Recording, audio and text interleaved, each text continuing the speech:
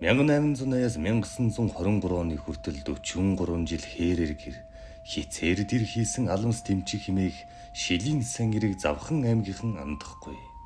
Торой банд тогос чүлтэм зэрэг халахын цууд хүүгүүдийн зиндаанд явсан энэ нэрийн тухай олон янзын домог яриа байдаг. Домог яриагаар зогсохгүй уран зохиолд хүртэл дүрээ мөнгөлөд авчи. Тухайлбал нэгэн зохиолоос хиш татъя. Чингүүдийн наранд холын уулс цэнхэрдэн хорвоо дэлхий дайвалцах мэт санагдлаа. Эхээ талд зарцаа царгихаас өөр анир чимээгүй нам гүм. Гэнэт хөглгөр их уулсын битүү шугуунаас нэгэн ир морины гүн харалхаагаар угсын гарч ирлээ. Хилэн хармар унсан сайхэр моринд ирэмгийн бололтой агаад эмээл тэрийн бүх суужээ. Нилээд биелэгжүүр гэдэг нь элтэд мэдэгдэх боловч хээр хөдөө олон хоног сар тэнсэн болов гэлтэй санагдана. Тэрбээр 3 давхар угалцтай сайхан монгол гутал хийж улаан торгон өмд өмсчээ. Хит худаг морины хазаар амгаан чимэглэн цул мөнгө агаад салхинд хормойн дэрвх агшинд урт цагаан ганцны үзүр гутлын дөрөөгөр нь цух байна. Энэ хүн бол алмас дэмчиг ажээ. Сайхэр үнэгтийн ам уруудан дэсийн голыг хойш гатлаад голын зах руу шугуурыг орлоо. Энэ мэтэр алмас дэмчиг уран зохиолд мөнгөрөн үлдэжээ.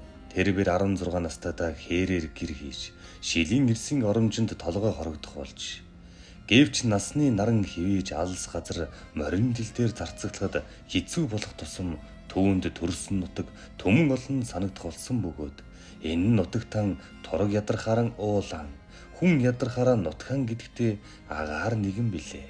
Дугар өвгөн түүнд халахын шилийн сан ирчүүдийн тухай их ярьдаг байж. Тиймээс дэмчиг хар багаасан шилийн сан ир болохыг хүсч мөрөөдөх болжээ. Дугар өвгөн нэг удаа түүнд хандаж чи ер нь ирээдүйд нэг юм дуулгаж мэдэх нөхөр шүү. Хэрвээ чи шилийн сан ир болно гэж боддог бол эхлээд үлс сурах хэрэгтэй. Бас шүн орой уул хадаар нойргүй явж сурах хэрэгтэй. Сайн ирсийн замаар орохдон эмэгтэй хүний өмд хулгай хийж өмсвөл цаашдын хэрэг явдал сайн болдог гэж өвөг дээдс маань ярьдаг байлаа. Үнэн ч байж магадгүй юм гэж хэлжээ. 16 настай дэмчихүү энэ бүхнийг санаад ерөөсөө л шилийн сайр болъё гэж эрс шийдсэн байна. Тэгээд ээждэн хандаж хүүн богдын хүр орохоор шийдлээ. Та сайн сууж байгаарай. Би их л удах байх шүү гэсэнд эхэн хүүгийн үнсээд чамайг би хориглолоо гэд чи ямар миний үгэнд орох биш. Болгоомжтой явж үзээрэй гэж хоолойгон зангируулан хэлжээ. Дэмжихийг морин эмээлээд мордох үед ээж нь хойноос нь сүүргэн бүртээсээр хоцорсон гэдэг. Тэрхэн үед дэмчиг ээжигийн өрөвдөд гэрлүүгийн боцох гэснээ. Ингэж гэртээ хорогдоод байх юм бол ямар юмныхан шилийн сан ир болох вүлээ дээ гэж бодоод цааш хүлгийн жолоо залсан байна.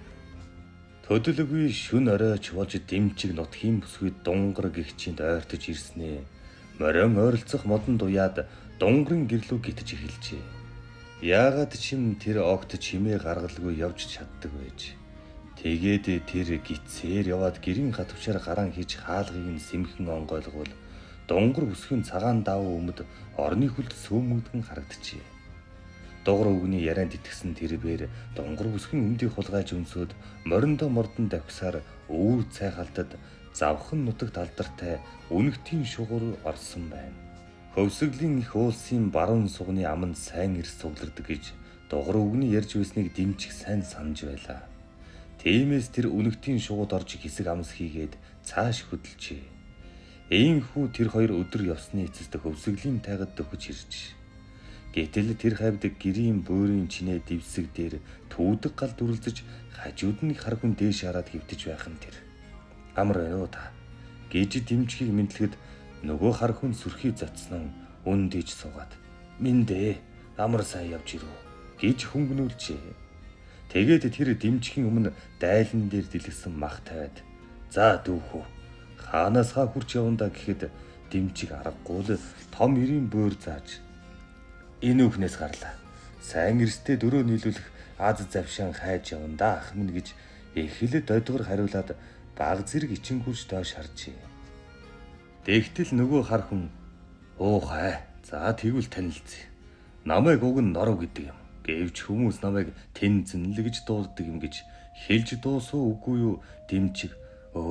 Би таны тухай сонсохоор барах. Халах даяар алдартай шилийн сангэр Тэнцэн Нарав гэдэг чинь та байна шүү дээ. Доогор өвөө маань таны тухай дандаан ярьдаг байлаа гэж уулга алджээ. Нээрэж дугур өвөө нь шилийн сангэр Нарав Тэнцэн дашураан бариад мордсон цагт хийхгүй ажил алахгүй ан гэж байдаггүй. Би харж чадал ихтэй том биетэй жинхэнэ сангэртэй. Тэр хэрвээ одоо амьд байгаа бол хөвсгөлийн их уул саваарл байх учиртай гэж ярьдаг байж.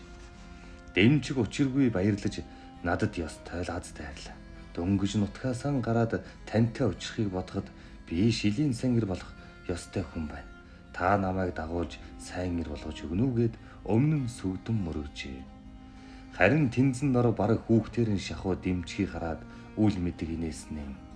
Сайн ир болгож санааны зоргийн ажил биш дээ.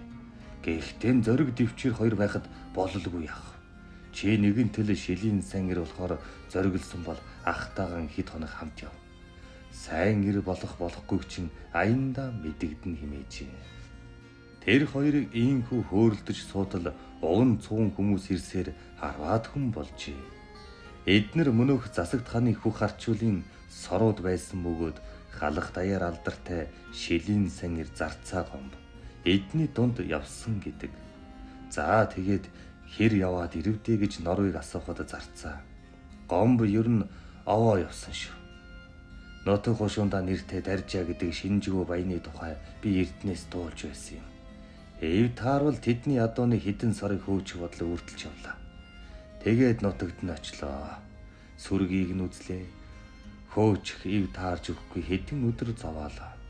Тэгээд л нэг өдөр илтчихлээ. 5 хоног хөөхөд 30-аад морил үлдлээ. Замдаа хүмүүс төгч барьсаар яваад 10 сайхан морьтойл иргэшивдэ гэж өгүүлжээ. Тэд тухайн үед ноёд баяд нийлээд нутгалдаг байсан. Ховд гот руу ихэвчлэн явж адуумал хөөж ирдэг байжээ.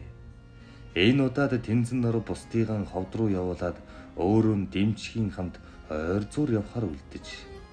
Нарав хоньны өөхтэй зарцанг мах өмгөх зураан. Дүүхүү ингээд хэд хоногийн үл дааж чадах вэ гэж асуухад Дэмчиг 2 хоногийн үл дааж чадна хэмээжээ. Тэгвэл мориносон буулгүй хэдэн өдөр явж чадах вэ гэж асуухад ямар ч байсан өдөржин шүнжин морин дил дээр давхиж чадна. Өчигдөр би давхсаар байгаад л тань дээр ирлээ шүү дээ гэхэд Нарав чийж бас хоосонгүй ирэн. Гэхдээ хэр зэрэг сан байтаг чин өнөөдөр л шалгана да. Энэ үхэнд ор хятадын нэг жингийн цаваа яваа сурагтай. Түүнийг чийл аргалан да гэсэн байна. Дэмчиг нэг өсний шалгалт өгөх болсноо ухааржээ. Төдөлгүй мань хоёр мориндоо мордож дэртээд харагдах өндөр хөх уулыг чиглэн давхиж оджээ. Удсан ч үгүй өндөр хөх уулын хажууд өгсөн морион үж орхиод оргилууд нь явган матжээ. Учир нь энэ уулын оройгоос иргэн тойрны бараа туруу алган дээр тавьсан мэт тодхон харагддаг юмсанч. Дэсийн голын мярлзан урсч эргийн шугууд нь жацарган шаргалтан харагдаж арааны шүлс асгаруулах агаад Тэнцэн Нарав чи тэр хідэн модны доохон тал руу сайн хартаа гэд дуранган өхөд Дэмчиг хэсэг дурамдснаа. Тэмийн хөсгөр чин тээж аваа юм оо да хэмээж. Тэгтэл Нарав энэ чи нөгөө зарцаа гомбын яриад үлсэн хятадууд мөн болж таарлаа. Өнөө шүн мулцалж орхи. Монгол эмнэ буян дэхээхэн сагаж яваа хэлгийнүүд байгаа юм гэж хэлэгтэн шүдэн зуусан өөрөө ч анзаарсангүй. Тэгээд тэр эднэр тун удалгүй энэ хавцаа бууж хонно. Дүүхүү явж жоохон юм олж ирнэ дээ. За дүү минь, сайн ирсийн тангараг гэж нэг юм байдаг юм шүү. Чи дуусна уу гэхэд Дэмчиг дуусан гэж сулхан хариулахтан ямархан хатуу үүр хүлээснэн сая л ухаарчээ.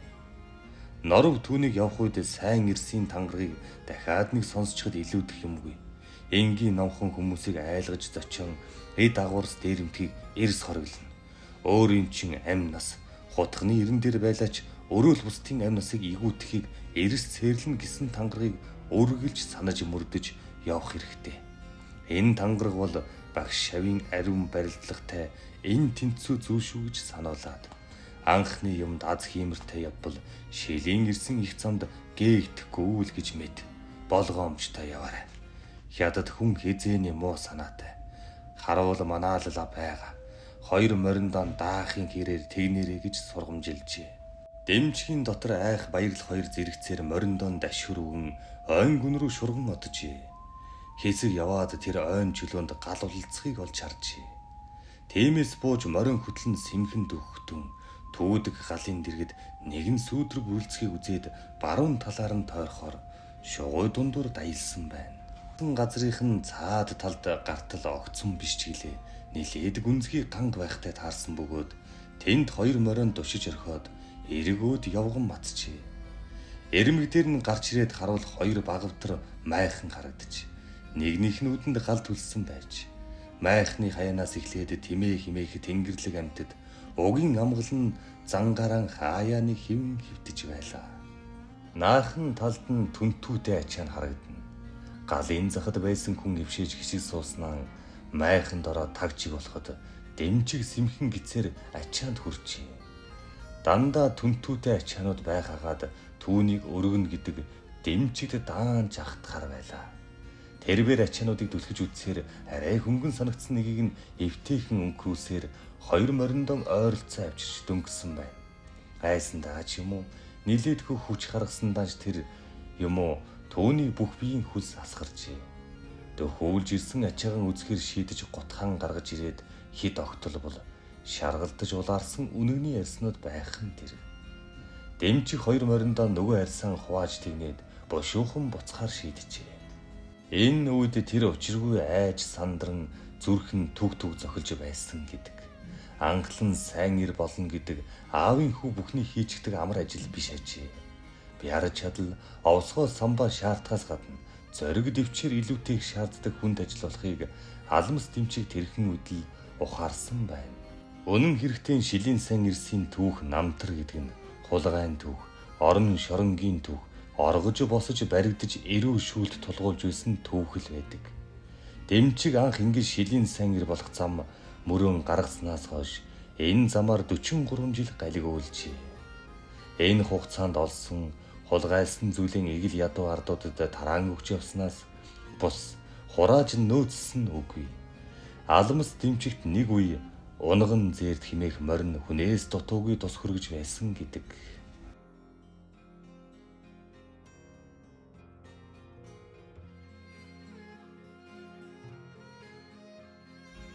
Унаг байхаас нь өөр дэрэн авч өсгсөн болохоор унган зээрд гэж нэрлэх болжээ. Хүндий дүрэн бэлчих тэр олон тэнгэрлэг амтнаас сайн гэрийн гарын идэлгээг даачих шанс төлөг өдрийн од мэт ховор байдаг аж. Хөлөг морин гэдэг хүний сэтгэлийг соромжтод нь татах амраг лугайдл өвдөстэй билээ. Илч нэхүүлдэх хөөгдөх гол мөрөн гатлах араатан амтнаас молтороход эмээлт морины хүч хэрэг болохоос бус эсгэрэх сум тус болох нь ховор гэдэг билээ.